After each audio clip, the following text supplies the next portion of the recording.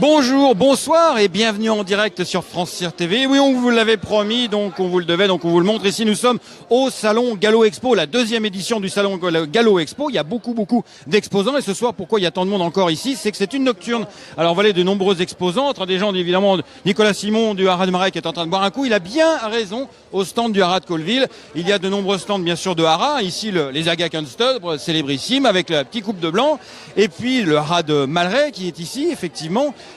Hop, avec toujours beaucoup de monde, des exposants, bien sûr, il y a des gens qui proposent des services, il y a des camions, il y a tout ce que vous voulez, des trucs modernes aussi, bien sûr, des marchands d'aliments, des assurances et bien entendu, le stand France Cyr. Alors pourquoi le stand France Cyr est important? Il y a eu beaucoup de monde pendant toute la journée et là, nous avons réuni, chers amis, pour vous un aéropage d'invités.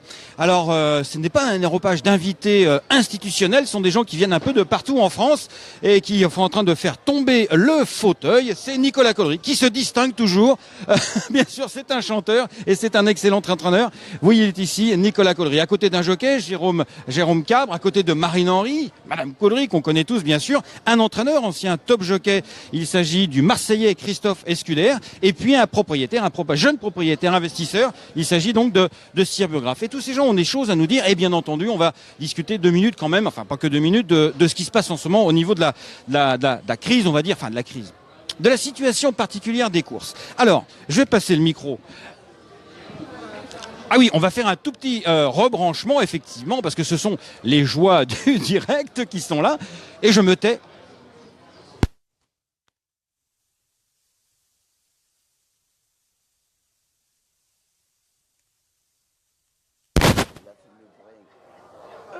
Toi, t'as cassé la chaise, mais lui, il a pas filmé.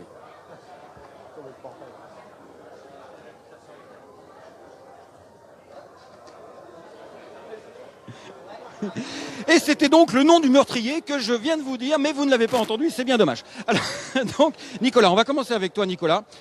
Tiens, tu vas prendre le micro. Alors, Nicolas, déjà, un petit mot pour donner tes statistiques. Un entraîneur qui marche bien, ça on le sait déjà, mais surtout un entraîneur qui vient d'investir à Chantilly dans une nouvelle écurie. Est-ce que tu peux nous raconter un petit peu ?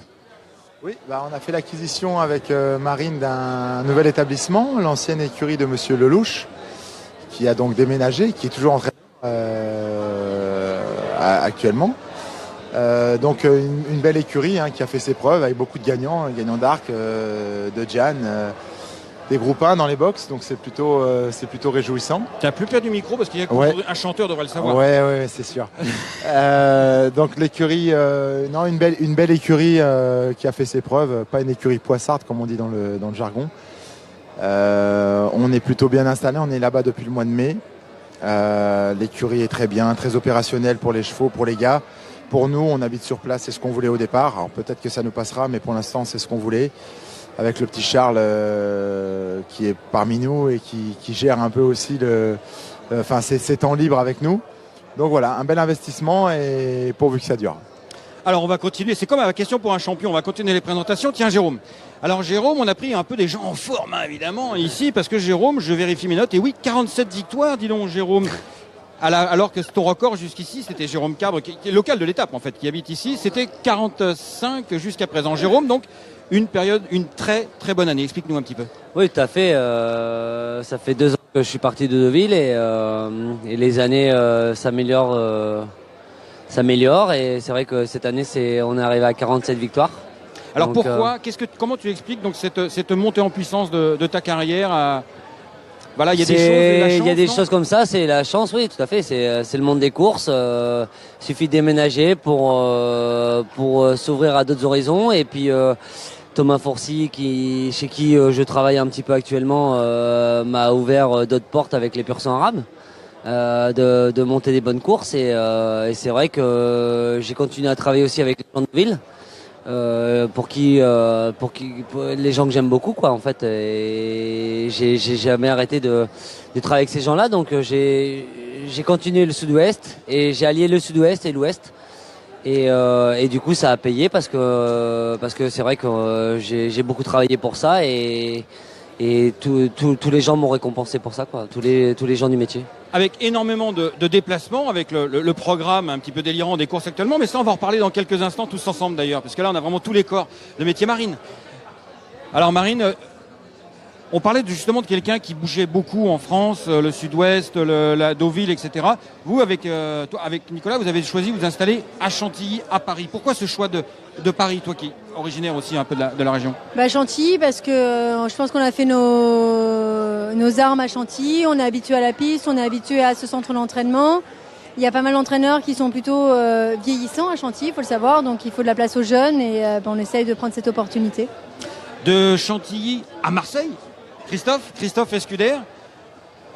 Alors toi, on t'a connu une carrière de jockey, 4 ou 500 victoires. Tu es installé en tant qu'entraîneur, alors à l'autre bout de la France, en fait, à Marseille. Le choix de Marseille était évident pour toi, avec des excellentes statistiques. Je regarde 40 cette année.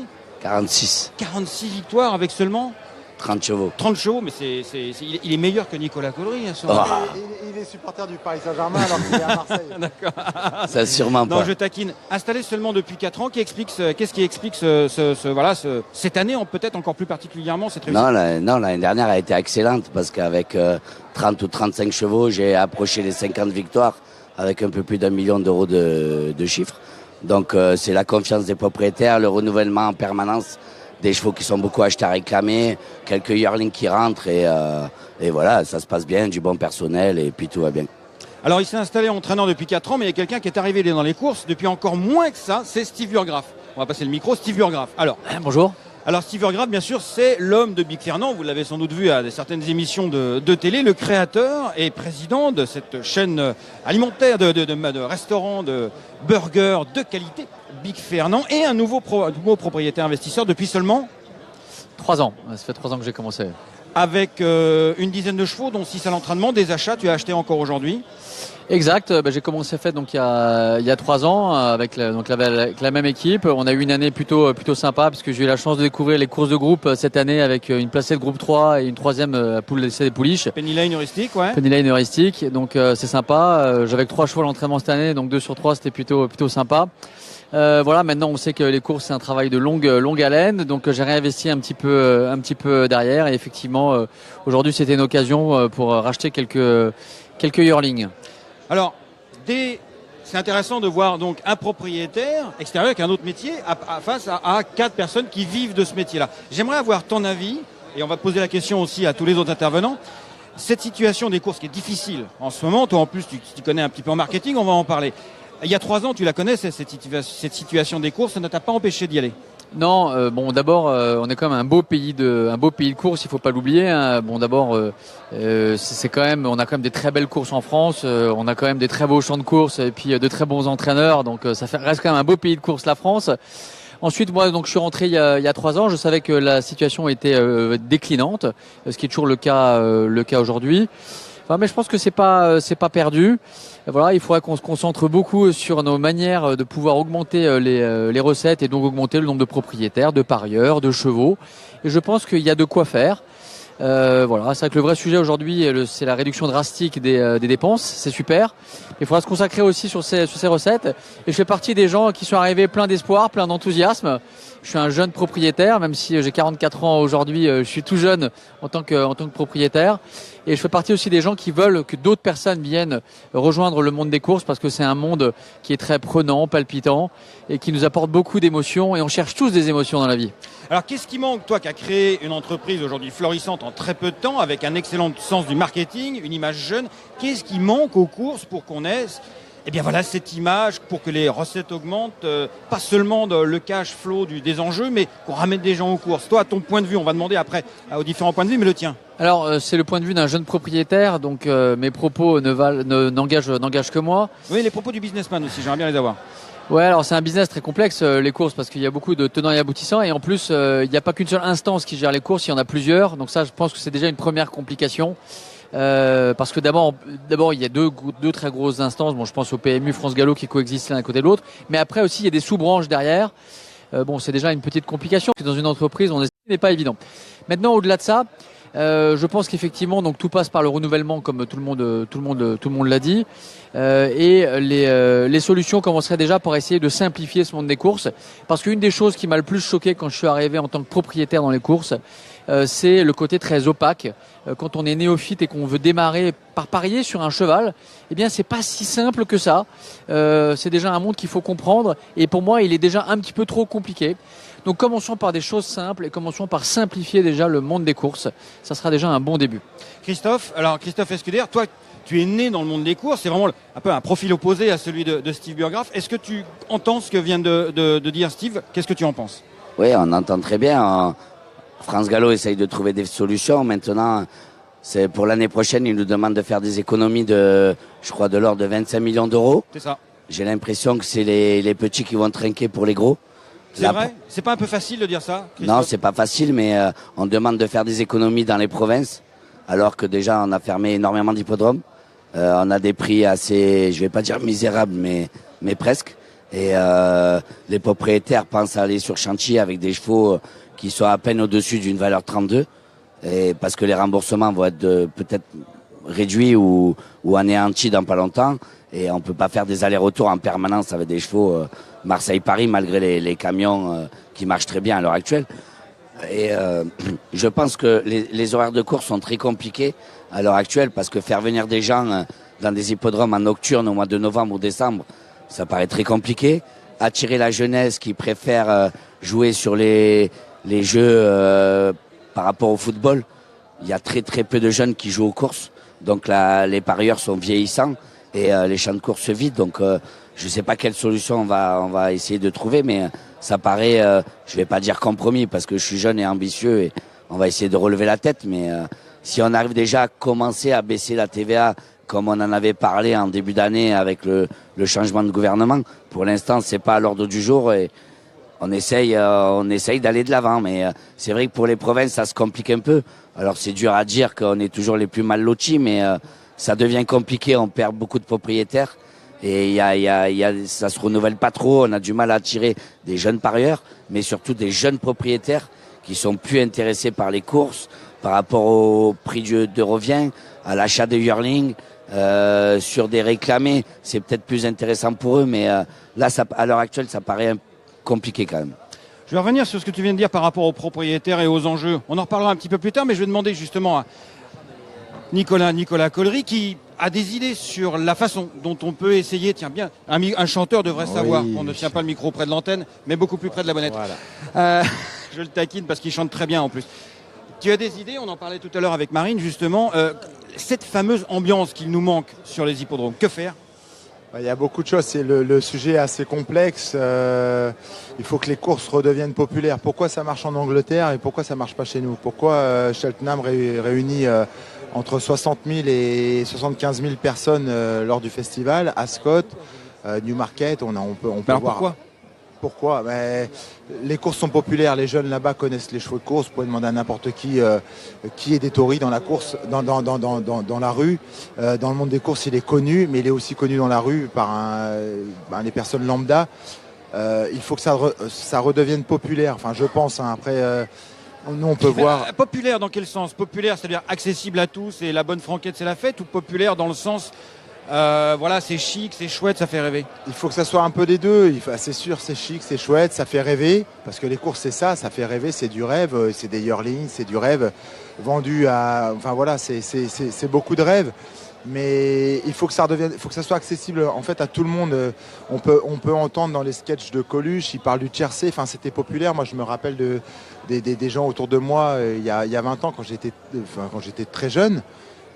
C'était un plaisir d'aller jouer de faire un tiercé. À l'époque, c'était le tiercé. Ça donnait pas une image un peu ringarde quand même des courses? Ça n'a pas ringardisé? Ouais, mais enfin, en attendant, les champs de course étaient complets. Ouais. Et c'était, on peut juste à regarder les posters. On a juste à regarder les posters des chevaux d'il y a 20-25 ans à Auteuil. C'était complet à l'intérieur et à l'extérieur, enfin, dans les tribunes et à l'intérieur du champ de course. Saint-Cloud, c'était complet. La plage à Saint-Cloud, ce qu'on appelle la plage, c'était complet. Enfin, c'était donc ça. Je sais pas si ça a ringardisé, mais c'est en tout cas quand on entend les anciens parler, c'était les belles années. Donc c'était peut-être ringard maintenant aux yeux des gens de maintenant, mais en tout cas il y avait du monde, il y avait des enjeux et c'était populaire. Alors maintenant on est peut-être en train d'axer quelque chose sur les riches. Je sais pas comment voit France Gallo la chose, parce qu'on a l'impression qu'on parle à deux à deux mondes différents, les petits entraîneurs et les gros entraîneurs. Mais qu'est-ce qui fait un petit entraîneur et un gros entraîneur? Qu'est-ce qui fait un petit propriétaire, un gros entraîneur et un gros propriétaire? C'est-à-dire que moi, si demain j'ai 200 chevaux avec des 10 chevaux de Monsieur Durand, 10 chevaux de Monsieur Dupont, 20 chevaux de Monsieur, des propriétaires qui ont des petites sociétés. Et si Marine, demain, elle a 15 chevaux, mais elle a 7 chevaux d'une grosse Kazakh et 8 chevaux d'une autre grosse Kazakh, alors qui est considéré comme gros entraîneur? Marine qui a deux belles Kazakhs. Donc ça n'a pas de sens. Ce qu'il faut, c'est sauver la filière cheval. Il faut que tout le monde se serre la ceinture. Là, on a l'impression que c'est que les petits. Comme je dis, les petits, ils sont difficiles à signifier. C'est pas parce qu'on leur dit qu'ils sont petits, mais ils se lèvent tous les matins à 5 heures. Enfin, comme moi le premier. Donc c'est difficile. Enfin, c'est compliqué d'expliquer ça en quelques minutes. Moi, je pense qu'on a besoin du soutien de la presse. On aurait besoin que les courses soient diffusées. Déjà, on est en train de se battre pour qui va diffuser les courses. Un coup, c'est France 3, un coup, c'est TF1, un coup, c'est France 2, un coup, c'est Canal+, un coup, c'est LCI. Donc voilà, d'avoir quelque chose que ça devienne populaire, que ça fasse partie du quotidien des Français, que les gens connaissent les courses. Là, on a des pubs pour le PMU qui sont plutôt bien, mais bon, qui nous font passer un peu pour des imbéciles, enfin à mon goût. Je pense que tout le monde doit serrer la ceinture, autant les gros et les petits. Et les institutions, bien sûr. Institutions, bien sûr, il faut écouter tout le monde. Il ne faut pas que tout le monde on est tous dans le même moule. C'est-à-dire que si les petits trinquent maintenant, dans 3 ans, c'est les gros qui vont trinquer. Mais bon, voilà, les gros, comme disait Christophe, comme disait Marine, il y a beaucoup d'entraîneurs vieillissants. Malheureusement, c'est comme ça. Et il va bien falloir redonner le flambeau. Mais bon, si c'est pour redonner le flambeau et que les courses sont mortes, c'est un peu bon. Voilà, je pense qu'il faut repopulariser les courses. Jérôme, tu es le plus jeune de cette assemblée. Tu as quel âge? 36. 36, d'accord. De jeune de peu. Qu'est-ce que les gens que tu peux connaître de ta génération, tes amis d'enfance peut-être, qui ne sont pas venus dans les courses, aujourd'hui, quand tu n'es pas sur les courses, quand tu les vois, qu'est-ce qu'ils ont comme image de ton métier? Ils te trouvent un type bizarre peut-être, ou alors qui travaille dans un milieu qu'ils ne comprennent pas. C'est quoi cette image? Non, de toute façon, pour moi, le milieu des courses a toujours été un milieu un petit peu intriguant. Moi, même gamin, avant de rentrer, quand j'ai dit moi je veux être jockey, on m'a regardé avec des grands yeux, on m'a dit mais c'est quoi ça? Je dis c'est le tiercé. Ah, tout de suite on m'a dit ah oui le tiercé. Mais bon, ça se contente pas que ça quoi. Le métier. On parle de l'élevage, de l'apprentissage, et il y a beaucoup de bases quoi. Et donc voilà, moi après c'est vrai que je fais partie un peu des privilégiés où cette année c'est une de mes meilleures années et la crise malheureusement, je la ressens pas comme c'est une bonne année. Mais je conçois, et puis en tant que jockey, on n'a pas toutes les charges. T'as parlé de tous les soucis voilà, des entraîneurs, ou de propriétaires, tout ça. Et donc du coup, voilà, donc je suis un petit peu privilégié de ce côté-là. Maintenant, c'est vrai que ça devient de plus en plus difficile pour tout le monde, mais je crois que c'est devenu général. C'est pas que le métier des courses. Et j'ai l'impression qu'il faut faire avec son temps. Alors c'est toujours facile pour moi à dire, malheureusement c'est ça, mais on essaie de faire bien pour tout le monde. Mais moi j'ai entendu des gens, des personnes il y a 40 ans, ils ont dit oui, déjà il y a 20 ans c'était mieux. Et puis encore maintenant des gens il y a 20 ans, il y a 20 ans c'est encore mieux. J'ai toujours l'impression que c'était mieux avant quoi. C'était mieux avant. Alors moi alors c'est un peu hypocrite peut-être de ma part, mais j'essaie de profiter du moment présent et de me dire que malgré que ça va mal, j'ai l'impression que beaucoup de gens en vivent et que par contre faut pas se relâcher quoi. C'est vrai qu'il y a beaucoup de choses à voir avec France Gallo, comme Nicolas l'a très bien dit. Il faut pas voir que pour les malheureusement, il ne faut pas que ce soit qu'un métier de riche, ça soit qu'un métier où il y a que des bons chevaux et tout ça. Il y a beaucoup de handicaps, de réclamés, donc il faut essayer de faire vivre tout le monde parce que c'est un métier qui fait vivre beaucoup de gens, qui gagnent plus ou moins bien leur vie, mais voilà quoi, c'est. D'accord. Et Marine, toi, ton point de vue, tu parlais tout à l'heure des animations, parce qu'on dit il faut animer, il faut redonner de la vie. Jérôme, ça doit être aussi parfois désespérant quand tu montes devant des tribunes vides, c'est quand même quelque chose. Je veux dire, si tu parles sur un hippodrome, tu t'entends l'écho. Donc les fameuses animations, c'est quoi les principes de base? Qu'est-ce que toi? Moi, je pense qu'il faut ouvrir les courses à un petit peu tout le monde. C'est quand même un milieu hyper fermé. Quand on se dit que à la Morlaix, à Chantilly, il y a je ne sais combien de chevaux à l'entraînement et qu'il y a 40% de la population qui ne savent même pas qu'il y a des chevaux qui sont entraînés et des chevaux qui vont courir à Chantilly. Enfin, je me dis qu'il y a quand même... Mais qui ne savent pas qu'il y a 60 hectares de gazon qui sont réservés au galop tous les mardis et tous les samedis et qui ne savent même pas qu'il y a des chevaux de course à l'entraînement. Enfin, je trouve que c'est quand même quelque chose qui me dépasse. Et je pense qu'il faut ouvrir les portes des courses, les portes de l'entraînement, les portes de ce milieu à toute personne. Toute personne peut avoir un cheval de course. Maintenant, personne n'est au courant de leur capacité à avoir un cheval de course. Il faut amener toute personne à avoir la possibilité de pouvoir être propriétaire, oui, à 10%. Porte-à-porte, en fait. Aller chercher la croissance avec les dents, mais là, il faut aller chercher... Mais c'est ça. Faut peut-être pas aller les chercher, mais il faut les amener à nous, mais d'une certaine manière. Et c'est pas en fermant nos portes qu'on va les amener à visiter nos écuries. Enfin, dans un club hippique, on y va parce qu'on a envie de mettre un cheval en pension, on a envie de prendre des leçons d'équitation, et les portes sont ouvertes. Pourquoi on ne fait pas la même chose avec les écuries de course? Je pense qu'il faut ouvrir nos portes au public et les amener à venir visiter nos écuries, visiter notre entraînement et venir découvrir notre milieu avec plaisir, avec une possibilité de devenir propriétaire ou pas, mais au moins de leur faire découvrir ce milieu qui est complètement fermé. Alors justement, le faire découvrir, Nicolas voulait intervenir, tu avais un petit truc à rajouter, mais on va passer le micro. Alors, est-ce que faire découvrir, moi je suis d'accord, faire découvrir, mais est-ce que France Gallo a envie d'avoir des propriétaires lambda, des gens, des jeunes entrepreneurs, des patrons d'entreprises qui sont prêts à acheter peut-être un cheval, 2 chevaux, ou 3 chevaux? Moi, vu la configuration, j'ai un peu l'impression qu'on est en train de revenir dans les années 50 où on veut refaire les courses pour les riches, un cerf privilégié et chacun courra dans le jardin, donc Longchamp, parce que ça a été refait et tant mieux, c'est bien, il fallait un nouveau stade, mais bon, après c'est jamais le bon moment, c'est jamais le bon prix. On va parler justement, tu viens de dire un mot qui concerne directement toi, donc tu es arrivé il y a 3 ans, tu as la chance d'avoir des moyens suffisamment importants pour acheter des yearlings de belles sommes, et quand tu es arrivé à 3 ans, quel a été ton point de vue sur justement les institutions? Est-ce qu'il y avait des Alors d'abord juste pour revenir sur l'animation en fait pour les champs de course. En fait, quand on écoute les socioprofessionnels, tout le monde parle des problèmes.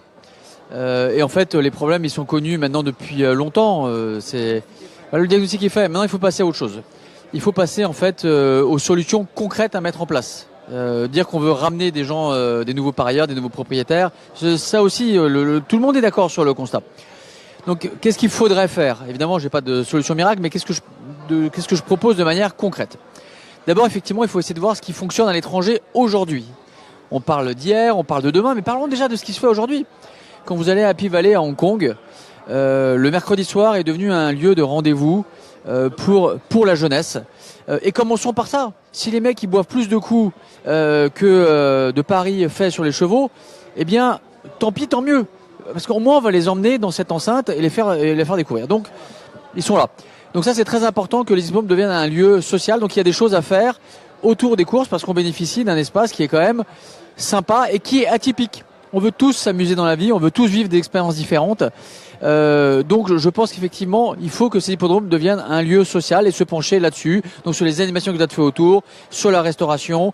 Je crois beaucoup aux semi-nocturnes parce qu'effectivement, il faut pouvoir faire venir des gens à des horaires où ils peuvent venir. Parce qu'un actif, eh bien, il peut pas venir à 16h à Maison Lafitte un lundi, c'est pas possible. Donc voilà, et ça passera aussi. C'est quoi? C'est genre jeudi, Je dis semi-nocturne parce qu'aujourd'hui c'est compliqué de faire éclairer apparemment des hippodromes. Je trouve ça complètement dingue. Alors je sais bien qu'on est tous très omnibulés par toutes les questions qui tournent autour de l'écologie. Que Longchamp ne soit pas éclairé, je trouve que c'est une aberration. C'est une aberration. On veut faire venir des actifs, on les fera venir à 18h, 19h et on les fera venir aussi fin septembre. Et ça va être compliqué de faire des semi-nocturnes fin septembre ou ça va être compliqué de faire des semi-nocturnes en avril. Donc voilà, donc ça c'est la première chose. Ensuite, sur mon arrivée, comment est-ce que j'ai été accueilli? J'ai fait les choses de manière crescendo, parce qu'encore aujourd'hui, au bout de 3 ans, je connais pas grand-chose dans les courses. J'ai été accueilli de manière crescendo parce que j'ai commencé par une écurie groupe. Donc, et c'est la porte d'entrée pour tout petit propriétaire. On parlait des grands, des petits, ce que disait Nicolas tout à l'heure. C'est une super porte d'entrée parce que ça nous permet déjà de comprendre les courses. Et une fois qu'on les comprend, on peut permettre de devenir décisionnaire. Et c'est comme ça que je suis devenu de copropriétaire. Je suis devenu propriétaire. Je me suis laissé 1 an et demi. J'étais copropriétaire d'une écurie qui s'appelle l'écurie de Boissy Racing. Voilà. Et après, j'ai porté mes couleurs. Donc, les choses sont faites de manière crescendo. En plus, j'ai la chance d'avoir un ami qui est courtier. Donc, il m'a aussi aiguillé.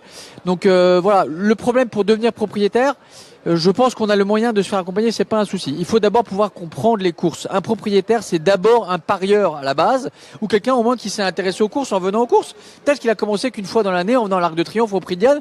Eh bien, il faut déjà les faire venir. C'est ce premier pas en fait. Cet argent qui doit être consacré aux recettes de demain doit être consacré au premier pas. C'est ça en fait. Il faut mettre les recettes sur il faut mettre les efforts et l'investissement sur le premier pas, car c'est lui qui nous amènera les futurs propriétaires, donc plus de partants, donc plus d'enjeux. Voilà, et c'est là-dessus qu'il faut mettre les efforts. Et moi, je suis prêt à aider France Gallo, et ils le savent, pour ramener ces nouveaux propriétaires avec des gens qui ont la trentaine, la quarantaine, la cinquantaine, parce qu'on a aussi besoin de gens qui seront là demain. Voilà, et puis en ramenant les trentenaires, on finira par ramener les gens qui ont 20 ans, qui ont 15 ans. Mais ça existe. Quand on va à Hong Kong, ils ont 20 balais autour de l'hippodrome et ils parient $5 ou $50 Hong Kong sur une course. Ça n'a pas beaucoup de sous et c'est leur début et c'est leur lieu de rendez-vous. Et je pense qu'il faut qu'on commence par ça maintenant, pas demain matin, mais maintenant. On parle beaucoup des allocations, Christophe et Nicolas, qui vont eux vous donner le point de vue de l'entraîneur et qui connaissent d'autres types de propriétaires. Moi, la question que je me pose, c'est quand même, est-ce que c'est le plus important d'avoir quoi là, 500 € de moins ou de plus dans une allocation, ou d'avoir 500 personnes de plus ou de moins sur l'hippodrome qui applaudissent le propriétaire qui rentre avec son cheval. Voilà. C'est ça la question. Alors, courtement. Courtement, juste pour vous donner mon avis là-dessus. Ouais. Moi, je préfère les 500 personnes en plus. Pourquoi? Parce que les 500 personnes de plus seront des allocations en plus pour nous demain, tout simplement. Christophe? Les 500 personnes en plus, c'est bien, mais quand on court une deuxième épreuve sur un hippodrome comme Maison Lafitte ou Chantilly, ou même des réclamés avec des allocations qui vont entre 11 500 ou 13 500 pour le gagnant. Et nous, souvent en province, on a des réclamés avec des allocations qui vont entre 4 et 6 000 € pour le gagnant, des fois sans prime. Donc une fois que tous les frais sont enlevés, même le gagnant, il reste pas grand-chose. C'est ce que te dit le propriétaire ou c'est ce que toi tu penses parce que tu es un chef d'entreprise? Non, le propriétaire, il pense que quand il va courir une deuxième épreuve à Compiègne, une inférieure à 28, avec des chevaux qui démarrent en 19 ou 20 de valeur et avec des allocations de presque 20 000 €, c'est-à-dire 9 500 au gagnant et la prime. Et nous, on a des deuxièmes épreuves au Pont de Vivo avec des allocations de 12 000 €. C'est souvent les mêmes chevaux. C'est des chevaux en 20 ou 21 ou 19 de valeur. Ils sont vraiment égaux avec ceux de Paris. C'est des chevaux moyens. Et il y a des écarts d'allocation du simple au double. Là, c'est plus 500 €. C'est plus 500 personnes. Alors ça, on pourrait dire, c'est plutôt une injustice que tu signales, que tu dirais, une injustice entre des allocations pour les mêmes niveaux de chevaux selon l'endroit où on est. Nicolas, toi, imaginons qu'on parle vraiment plus du même endroit, c'est intéressant ce que vient de dire Christophe, mais si on se met tous les jours à Compiègne, la question aussi, 500 € de plus ou de moins, on parle beaucoup des fameux pourcentages, mais on parle jamais du public qui est là, on parle jamais du plaisir du propriétaire. Toi, qu'est-ce que tu en penses? Moi, je suis d'accord, je suis pour les 500 personnes de plus. Maintenant, on n'a pas évoqué aussi le sujet, c'est qu'on nous propose parfois 10 réunions par jour, les parieurs sont paumés. Il faut peut-être se concentrer un peu sur notre pays, sur nos courses, toute la richesse de nos courses. Je ne dis pas que les courses ailleurs sont moches. Il y a des belles raisons à voir. Mais il y a des réunions qui ressemblent à rien, où on commence à 10h le matin, on finit, enfin, même nous passionnés, moi je suis un passionné, j'adore les chevaux, je suis prêt à parier, je suis prêt, j'ai déjà joué au quintet, mon père tenait un PMU, il était commerçant, je sais ce que c'est que le pari, à petite échelle, mais là on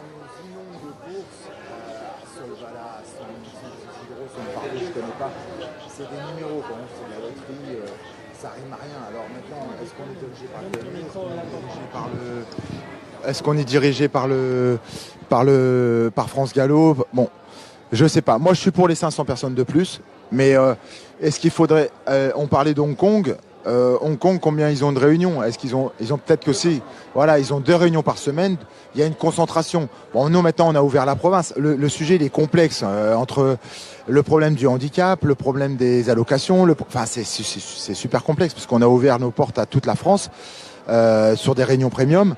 Mais là, on est passé hors nos frontières. On a des réunions à Mons, on a des réunions à Avenches, on a des, enfin, je connais, ça ne rime à rien. Même moi qui suis passionné, ça me gonfle. Je zappe parce que on n'a pas de journaux déjà qui peuvent nous détailler quoi que ce soit des performances. Donc le parieur, bon bah il joue c'est de la numérologie quoi. C'est je joue le 6, je suis né le 5, je joue le 5. Donc ça rime à rien. Est-ce qu'il faudrait pas se concentrer sans critiquer les courses? Il faut rivaliser avec l'étranger. Il faut montrer les courses à l'étranger, mais là c'est pas dans l'absurde, mais vous avez à Vincennes, vous voyez le gagnant, il y a le photo, on passe directement à une réunion en province au Chili, on connaît pas le 5e, donc le propriétaire il regarde les courses, il sait pas s'il est 4e ou 5e, parce qu'il a la photo, il était à la limite de la disqualification pour Vincennes. Enfin, il y a beaucoup de choses. Il faudrait peut-être se concentrer sur la France, redonner à nos, voilà, et même Vincennes, parce que le trot attire beaucoup plus que le galop. Même Vincennes se vide. On fait des réunions le soir de match de l'équipe de France, le soir de match de Champions League. On peut pas rivaliser avec le football, c'est pas possible. Alors il faut peut-être changer, il faut peut-être innover, il faut peut-être des nocturnes, mais bon, il faut aussi choisir parce que voilà, il faut s'adapter et éventuellement changer. Les hommes travaillent. Enfin, il y a beaucoup de travail pour arriver à ces réunions-là. Les gens, on voit les courses, mais les gens se sont venus de bonne heure. Il y a eu les lots du matin, il y a eu l'acheminement des chevaux, la course, la récupération, le retour et enfin voilà, il y a beaucoup d'hommes qui travaillent. Est-ce qu'on pour pas grand-chose en fait, puisque les hippodromes sont vides et c'est toujours triste. Est-ce qu'il faut pas, voilà, il faut peut-être, mais bon, on a toujours l'impression de ne pas être entendu. Voilà. Moi, je veux bien sauver le métier, je veux bien faire des sacrifices. Vraiment, je suis pour avoir des bons chevaux. Christophe, il préférait avoir 60 chevaux de groupe que 60 chevaux en 20 de valeur. Mais même ses propriétaires. Mais malheureusement, on fait ce qu'on a. Et les ventes Arcana aujourd'hui, un exemple aujourd'hui, Arcana, 95% des chevaux vont finir à réclamer dans les handicaps. Malheureusement. Mais il faut bien faire tourner le système. Et c'est ce qui va faire vivre les médènes de 4 partants. Les groupes 2 comme le Critérium de Maison Lafitte à 3 partants, les conseils de Paris à 4 partants avec 2 supplémentés. C'est ces courses-là qui font vivre les courses. Enfin, le sujet il est complexe, il y a plein de brèches à ouvrir, mais le problème c'est qu'on a l'impression de parler et de pas être entendu. Donc il faut repopulariser les courses, il faut écouter les petits, il en faut pour les grands, pour les petits. Il y a des propositions qui sont faites, il faut que tout le monde soit écouté. Et puis voilà, il faut sauver la filière cheval et il y a de quoi faire. Je pense vraiment il y a de quoi faire. La preuve, il est rentré dans les courses il y a 3 ans et il a envie de continuer, je pense. Et il y en a plein comme lui. Et je pense que dans sa tête, il a des amis à lui dans l'entourage de la famille. Parce qu'il vit quelque chose. Enfin, quand vous avez goûté aux courses, vous êtes rarement déçu, vraiment. Vous êtes rarement déçus. Et je pense qu'il a envie, je vais lui redonner le micro, il a envie de faire découvrir son monde, mais c'est pas forcément facile. Donc, je sais pas, il y a quelque chose à faire, mais il faut que tout le monde soit écouté et qu'on arrête de zapper les idées de certaines personnes qu'on est catalogué comme petits propriétaires, comme petits entraîneurs. Voilà, un gros entraîneur peut devenir petit entraîneur et un petit entraîneur peut, juste parce qu'il a des bons chevaux, devenir gros entraîneur. Donc bon, voilà, c'est complexe. Je voulais juste rajouter une des choses frappantes et qui me laisse beaucoup d'espoir, en tout cas concernant les propriétaires et même les parieurs. C'est vrai que je m'efforce toujours de ramener des gens sur les champs de course, donc qui sont des amis, des connaissances, des gens avec qui je bosse, qui peuvent être des futurs propriétaires en puissance. On va dire que dans 80% des cas, chaque personne qui est venue sur le champ de course, d'abord on va dire 1 sur 2 a découvert ce qu'était un champ de course. Donc ça veut dire que d'abord ça nous laisse une belle marge de manœuvre, première des choses. Et la deuxième des choses, c'est que c'est des gens qui sont venus et qui ont passé une super journée et qui ne demandent qu'à revenir. Donc c'est quand même incroyable. C'est-à-dire qu'on n'est pas sur une expérience déceptive. Alors c'est vrai aussi que j'ai eu l'occasion de les faire venir dans des courses qui sont entre guillemets un petit peu plus sympathiques parce qu'il y a plus de monde. Je parle pas forcément de groupe 1, hein, mais en tout cas des courses un petit peu plus conséquentes, donc avec plus de monde sur les hippodromes. À chaque fois, il n'y a pas d'expérience déceptive. Alors que on peut tellement améliorer en plus ces hippodromes. Donc ça veut dire que c'est là où l'espoir est permis. C'est qu'on sait que ces gens qui viennent sont des gens qui sont contents et qui reviendront peut-être derrière. Donc ça c'est vraiment très important et c'est là-dessus qu'il faut se battre. Ça veut dire qu'il y a de la marge et il y a toujours beaucoup de monde. On va bientôt conclure, mais je voudrais avoir l'avis de Jérôme parce que on donne souvent, tu disais que les professionnels étaient pas entendus, mais bon ça je pense que dans tous les métiers ça peut être pareil, mais laisse la place aux propriétaires, aux entraîneurs, aux éleveurs, mais les jockeys, ils s'expriment pas souvent. Quel est ton avis, toi, Jérôme ? Non, pour en revenir, on essaye d'être avec les entraîneurs et les propriétaires, de suivre le truc.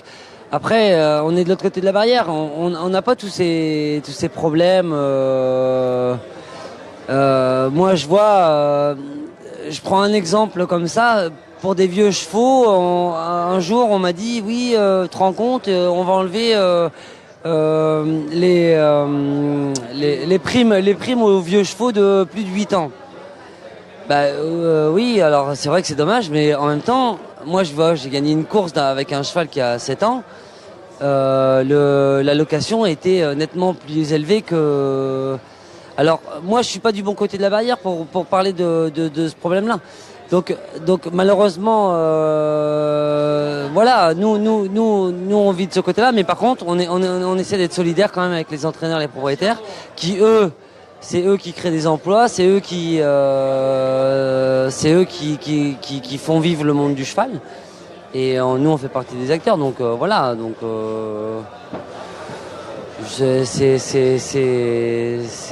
voilà. Très bien. Non mais c'est très. Je vais reprendre le micro parce qu'il y en a un qui est tombé en panne.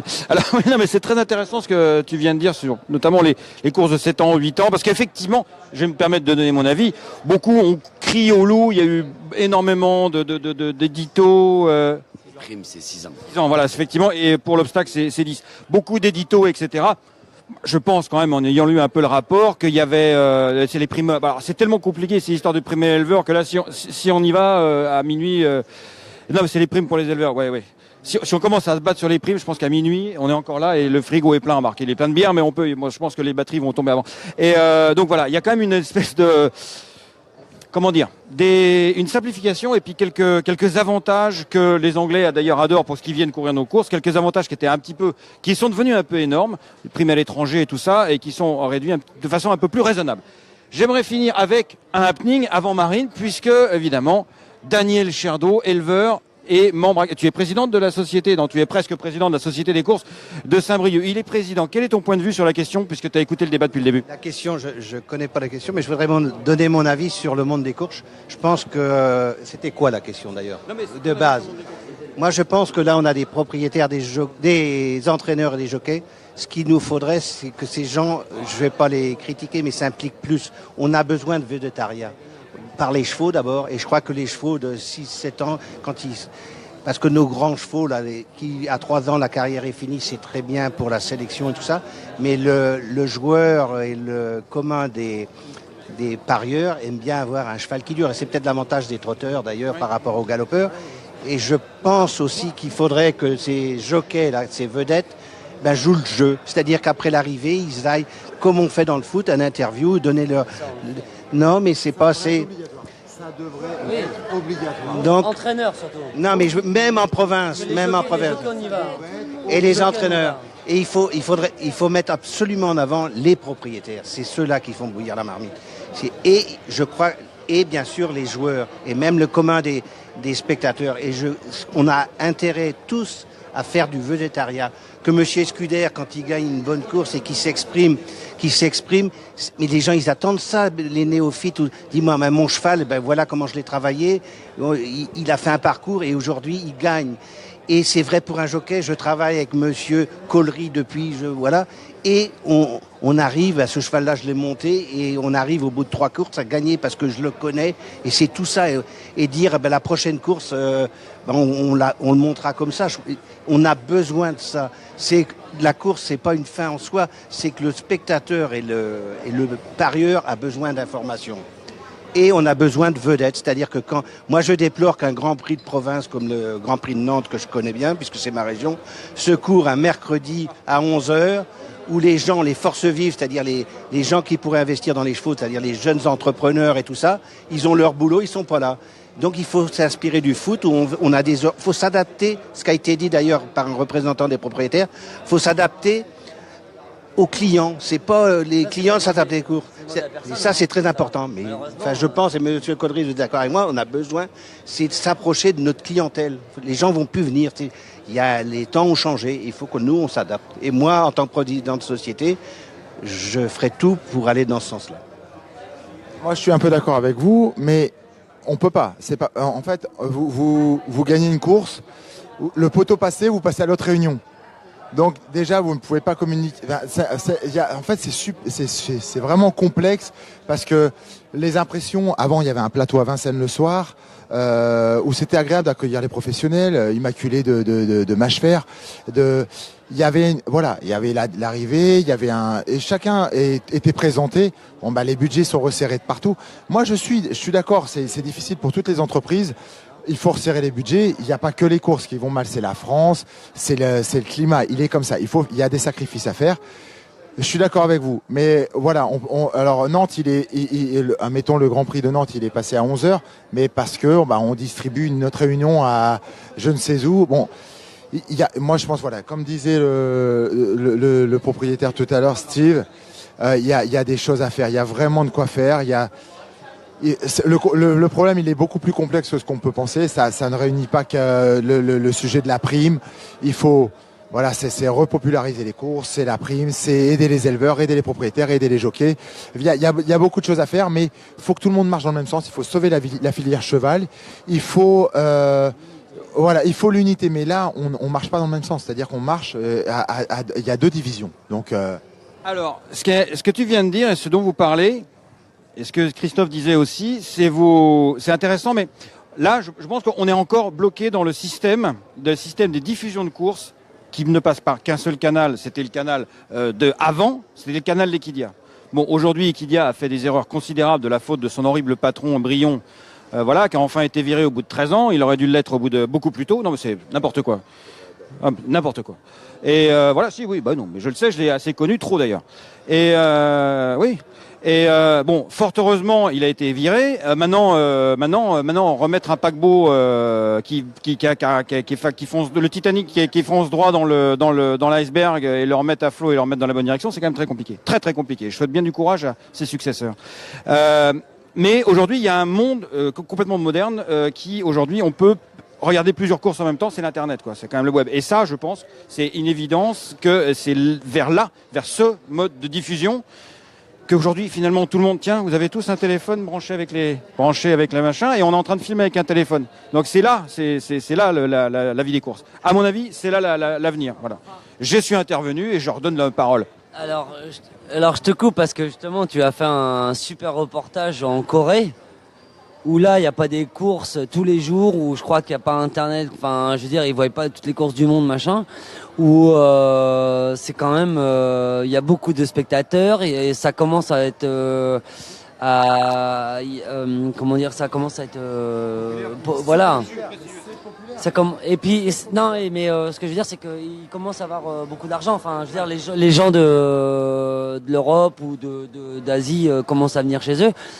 Et pourtant, le monde des courses fait que d'aller mieux chez eux. Donc, mais on n'est pas dans le même monde. On est dans un monde différent. Enfin. Disons qu'il y a une spirale. Il y a une spirale qui a été prise aussi pour générer des allocations, toujours avoir plus d'allocations, mais aussi avec du recyclage.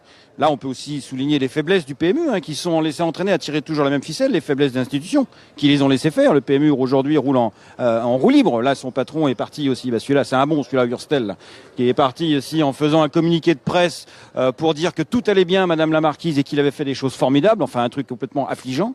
Mais il faut briser la spirale. Et ça, c'est très compliqué parce qu'on peut pas briser la spirale comme ça, parce que sinon tout le système coule par terre. Et là, les allocations, ça sera pas 25 millions en moins, ça sera beaucoup moins. Mais voilà, on monte la pente. C'est comme pour fabriquer des jeunes chevaux, évidemment. C'est long à fabriquer. Le mot de la fin, quand même, pour Marine, parce qu'il y a un truc dont on n'a pas parlé. Alors même si moi, je suis pas trop dans les histoires de féminisation, etc. Moi, je trouve ça un peu bizarre. Mais quand même, on a souvent dit, à juste titre, que l'image des courses, que les femmes avaient beaucoup de mal à rentrer dans l'image des courses. Vous connaissez tous cette anecdote des entraîneurs des propriétaires qui disent à leur entraîneur, surtout envoyez la facture à mon entreprise et pas à ma maison, parce que si ma femme tombe sur les factures d'entraînement et si elle sait que j'ai un cheval de course, ça va être affreux. Est-ce que les choses ont changé aujourd'hui? Eh ben non, je pense pas vraiment. Peut-être un petit peu évolué. Non, je pense qu'elles ont un petit peu évolué, mais pas tant que ça, parce que moi, quand Nico s'est installé, j'étais installée déjà depuis quelques années, et tout le monde disait bravo Nico quand je gagnais une course, alors que c'était mes couleurs, mon cheval et mon entraînement. Donc je pense que quand même, c'est assez misogyne. Justement, je pense qu'il faut mettre un bon coup de pied dans la fourmilière à ce niveau-là aussi. Je pense qu'il faut évoluer et que ce soit les femmes, les hommes, on est tous dans le même bateau. Et on vit tous pour la même passion, on vit tous pour la même chose. On a envie que les courses évoluent, on a envie que ça fonctionne. On fait un boulot passion, qu'on soit homme ou femme. Je pense qu'on fait ça par passion et on a envie de réussir. Il faut arrêter de se dire que les femmes elles sont moins performantes que les hommes. Il y a un moment donné, remettez les choses à leur place et on est tous dans le même bateau, qu'on soit en classe éco ou en classe supérieure. On est tous dans le même bateau et on va dans la même direction, quoi. Espérons-le, pas droit vers l'iceberg. Et le mot de la fin, ce sera pour Alain Régnier, qui a toujours un petit truc, mais qui a toujours des choses intéressantes à nous raconter. Alain, qui est... alors, juste un petit mot quand même. Alain, il est un peu comme toi, Nicolas, ou comme Steve. Au départ, vient pas du tout du monde des courses. Il est pas né là-dedans. Et donc, tu as un point de vue toujours pertinent sur la question. Alors, il y a une chose qui est extraordinaire. On était en réunion de commission de plat. Entre 2011... et on a eu des tableaux, entre 2011 et 2017, le PMU a baissé de 20%. Entre 2011 et 2017, on a augmenté les allocations de 20%. Moi, je pense qu'on est dans une entreprise, si notre chiffre d'affaires baisse, on trouve quelque chose. On ne peut pas augmenter les salaires, on ne peut pas augmenter les gains de course si le PMU baisse. Là, le tableau, il est vraiment extraordinaire. Je pense qu'on a fait n'importe quoi, n'importe où et n'importe...